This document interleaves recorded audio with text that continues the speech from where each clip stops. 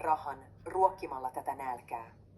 Jos ihminen pelastuttuaan ei koko sydämisesti pyhity Jumalan palvelemiseen, sensaationälkä muuttuu uskonnolliseksi. Tulevat tapahtumat ja Israel ovat kristillisen sensaation suosituimmat temmellyskentät. Tulevaisuutta ajatellen tulee lähinnä korostaa rukousta ja valvomista sekä sitä, että olemme puhtaat odottaessamme sen suuren päivän tulemista. 3. Korvausteologia. Sana korvausteologia on säikäyttänyt monia totuuden etsijöitä. Ne, jotka puhuvat korvausteologiasta, väittävät, että Uuden liiton seurakunta on ryöstänyt vanhan liiton kansalta sen hengellisen perinnön. Tällä väitteellä ei ole vähäisintäkään raamatullista pohjaa. Uusi liitto ei korvaa vanhaa liittoa, eikä se ole vanhan liiton jatke, vaan se on täysin erillinen, suljettu oma kokonaisuus. Uudella liitolla on yhteys vanhaan liittoon siten, että uusi liitto täyttää vanhan liiton ennustukset Jumalan pelastussuunnitelmasta Kristuksessa. Vanha testamentti katselee kaukana tulevaisuudessa olevaa pelastustapahtumaa. Uusi testamentti katselee samaa asiaa täyttymyksestä käsin. Molemmissa pelastutaan saman ristin työn kautta ja samoilla uskonkuuliaisuuden ehdoilla. Uusi liitto on täysin katettu Jeesuksen verellä. Uusi liitto ilmenee kokonaan pyhässä hengessä. On hämäävää, jos uutta liittoa yhdistellään maalliseen Israeliin, tai jos käytetään sanoja niin, että käsitteet sotkeutuvat. Pelastuksen päämies on Jeesus eikä Abraham. Raamattu todistaa, että pappeuden muuttuessa tapahtuu välttämättä myös lain muutos. Hebr 7:12. Väite, että juutalaisella syntyperänsä vuoksi olisi avoin ovi Jumalan lupauksiin huolimatta siitä, miten hän vaeltaa, on mieletön ja vastoin Jumalan lain kirjaa. Jeremia 7:4. Joka tästä liitosta välittämättä itse varmasti ajattelee, että hänen käy hyvin, vaikka hän mielensä paaduttaen pysyykin luopumuksessaan. Hän saattaisi tuhoon teidät kaikki, niin hyvät kuin pahatkin. Tällaiselle luopiolle Herra ei anna anteeksi, vaan kääntää hehkuvan vihansa ja kiivautensa häntä vastaan. Hän saa kantaa kaikki ne kiroukset, jotka on kirjoitettu tähän kirjaan. Herra pyyhkii hänen nimensä pois maan päältä. 5. Mooseksen kirja 29:19-20. Jotkut väittävät, että Jumalan Abrahamin kanssa tekemä maata koskeva liitto pysyy ikuisesti voimassa. Vastaus väitteeseen on, Jumala on aina pysynyt jokaisessa liitossa, jonka hän on tehnyt. Ihminen vain on rikkonut ne.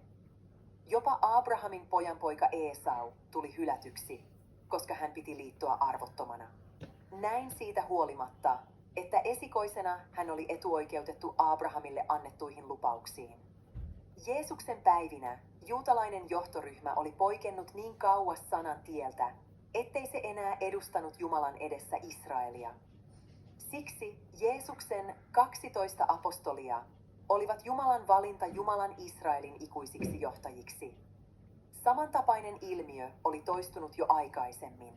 Israelin kuninkaat, papit ja kansa luopuivat usein Jumalasta.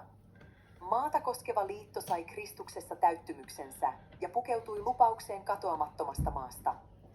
Älkää luottako valheen sanoihin, kun sanotaan, tämä on Herran temppeli, Herran temppeli, Herran temppeli. Jeremia 7:4. Heidän tekojensa pahuuden tähden minä karkoitan heidät temppelistäni pois. Hosea 9:15. Luopumuksen aikoina vain jotkut profeetat ja ani harvat muut uskolliset olivat Jumalan edessä Israelin todellisia edustajia. Tuomarien aikana ylipappi Eelin pojat menettivät oikeuden pappeuteen. Daavidin ollessa valtaistuimella ylipappina oli Abjatar. Ennen Daavidin kuolemaa myös Abjatar hylättiin, koska hän liittyi kapinaan Salomon perimisoikeutta vastaan. Pappeus siirtyi ikuisiksi ajoiksi uskollisen Sadokin suvulle. Näin Salomo erotti Abjatarin Herran papin virasta ja toteutti sen, mitä Herra oli Silossa sanonut Eelin suvusta. 1. kuningas 2:27. Ja Abjatarin sijalle kuningas asetti pappi Sadokin. Ensimmäinen kuningas 2:35. Mutta minä asetan itselleni papin, joka on minulle uskollinen ja toimii tahtoni ja mieleni mukaisesti. Hänestä luon pysyvän pappissuvun, joka saa aina toimittaa virkaa minun voideltuni edessä. Ensimmäinen Samuelin kirja 2:35. Aluksi tuo uskollinen pappi oli Sadok, mutta lopullisesti hän on Jeesus.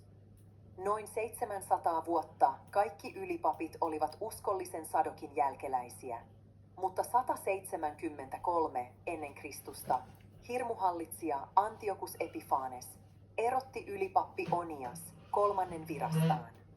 Hallitsija myi ylipapin viran eniten tarjoavalle. Sen jälkeistä pappeuden kaaosta kuvaa muun muassa se, että kuningas Herodes Suuri oli hallitusaikanaan maan rikkain mies. Toisella sijalla oli ylipappi.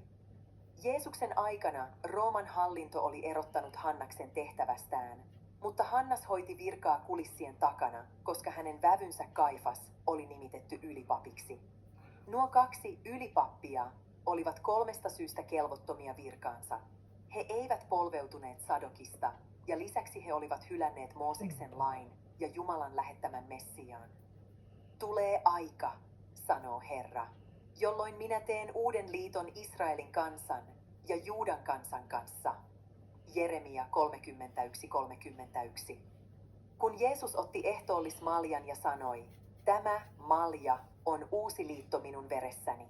Luukas 22:20. Tuossa hetkessä täyttyi ennustus uudesta liitosta, jonka Jumala teki Israelin kanssa.